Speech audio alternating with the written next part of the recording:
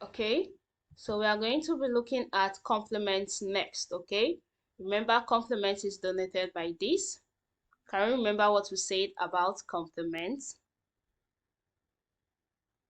The complement of a set with respect of a universal set consists of all the elements not in the original set. Okay, so we are going to be looking at an example for us to understand better. We have here set A, set B, and set C. Set A contains 1, 2, 6, 9. Set B contains 3, 6, 9, 10. And set C contains 2, 8, 9, 14, 16. So we have three sets here, set A, set B, and set C. Okay, so we're going to be looking at question 1 to help us understand better.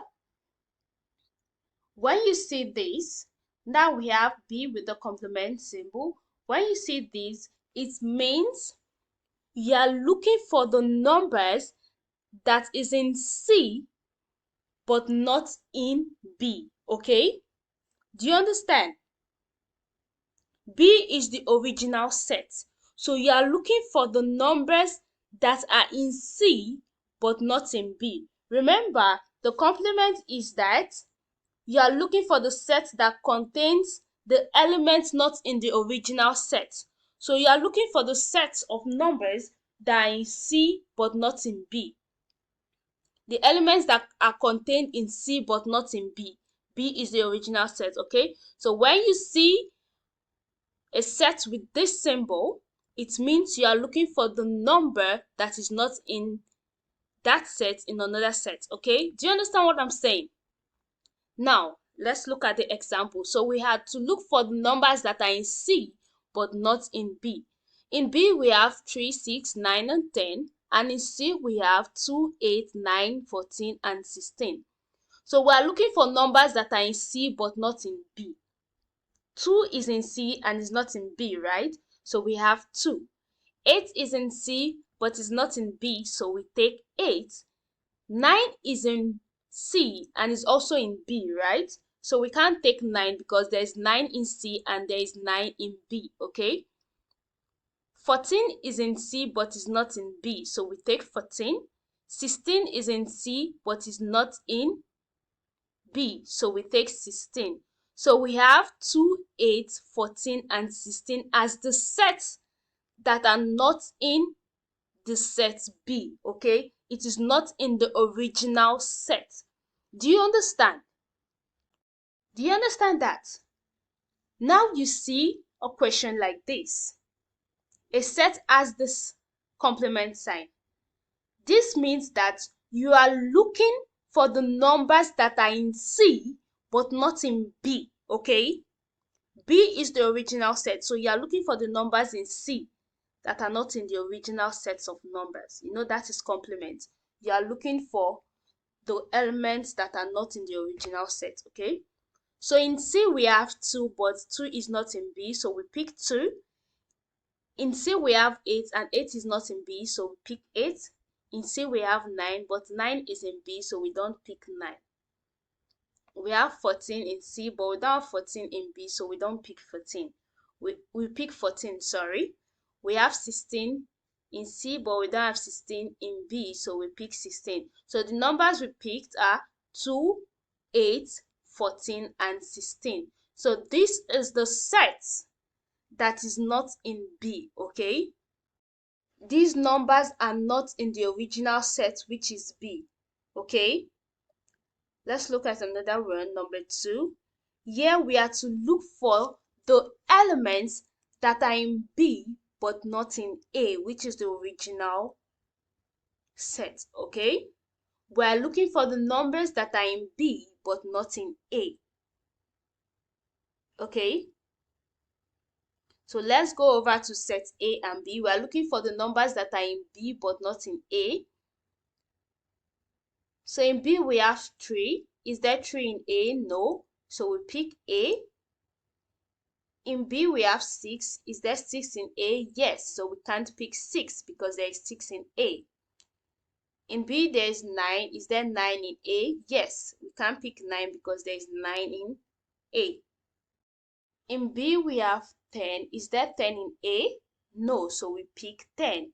So the numbers that are in B but not in A is 3 and 10, right? Do you understand that? So the numbers in B that are not in A is 3 and 10, okay? They are just two numbers, okay? These are the sets that are in B but not in A. These are the numbers that are in B but not in A, the original set, okay? Do you understand? Good. So here, number 3, we are to look for the numbers that are in A but not in C, which is the original set, okay? So we go over to our set A and set C. We pick the numbers that are in A but not in C, okay? Set A, we have 1. Is there 1 in C? No, so we pick 1. We have 2 in set A. Is there 2 in C? Yes, so we can pick 2. We have 6 in A. Is there 6 in C? No, so we pick 6. We have 9 in set A. Is there 9 in set C? Yes, there is 9. So we are picking 1 and 6. So you can see this is not correct, right? So you pick 1 and 6. This is the correct answer, okay? These are the numbers that are in A but not in C, the original set, okay? Do you understand? Good. So we now understand complements, right? Okay, that is good. So next we're going to be looking at Venn diagram, okay? I'm sure you're wondering what all these circles is all about. Remember, Venn diagram are diagrams that are visually represented in the relationship of sets, right? So now this is set A, set B, and set C. Among all the operations we have solved, we can use Venn diagram to represent all of them, okay? Except complements. Do you understand? When these three circles overlap, just like this, here is an intersection, okay? This place is called the intersection because it will have the numbers they have in common together here, okay? Then these other empty spaces will contain the other numbers, and that can be the union. Remember, the union is all the numbers, right? So let's look at example to help us understand this better. So here we have insert this set in a Venn diagram. So we have set A. Set A has 2, 4, 5, 9. Set B has 2, 3, 5, 7, 10, and set C has 1, 2, 5, 6, 8, 12. So we are to insert these sets in the Venn diagram, okay? First, we are going to be looking at the union of these three sets. The union of these three sets, okay? The union of these three sets is what?